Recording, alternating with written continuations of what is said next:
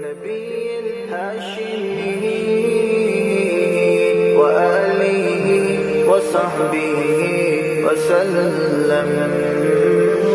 My Lord, I only aspire to be in His company on that day when there will be no one to begin the Dave Chappelle, the top American comedian, known in the USA as the funniest comedian on the planet, revealed the moment that led to his conversion to Islam.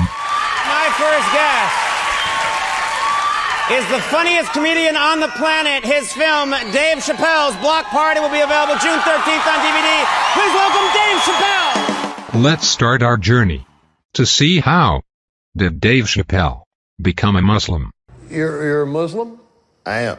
When did you become Muslim? When I was 17. What were the circumstances? I don't know, it was like believing in God and stuff. Dave Chappelle, who has exceptional love and respect for Prophet Ibrahim, and who named his son after him, started his journey by looking for God. Although Dave is not good at conducting the research process, he was definite that idols are not God. I mean, I'm not like, you know what I mean? I should preface this by saying it's not like I'm good at it. When I was 17, I was living in Washington, and there was a pizza shop across from my house. And it was like all these Muslim dudes that worked in there. And I used to go in there and crack jokes.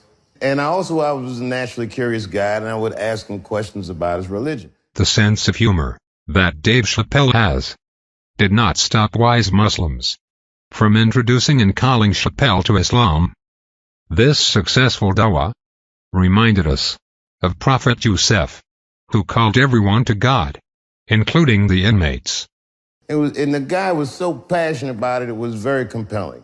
I like the perspective of it, and I think these things informed my decision that I wanted to have a meaningful life, a spiritual life. Now, let's see how the story of Prophet Ibrahim and the well of Zamzam helped Dave Chappelle to have a meaningful and spiritual life. The prophet Abraham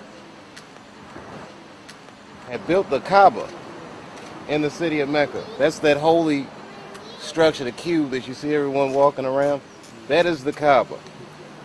When he came to Mecca, he left his wife Hagar and his son Ishmael alone in the desert.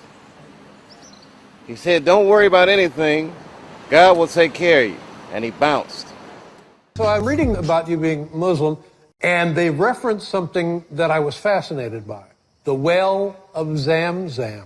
There's a well called Zamzam. It's in Saudi Arabia. And the myth goes that a family walking through this desert dying of thirst. And this endless well presents itself. You and I could go see it. Right, so I could go see it. You probably have to make some phone calls. Have you been there? I have. She was very distraught after some time, and she ran between two mountains. This is actually a part of the ritual of the Hajj and the Umrah, the two most sacred rituals in Islam, where she ran between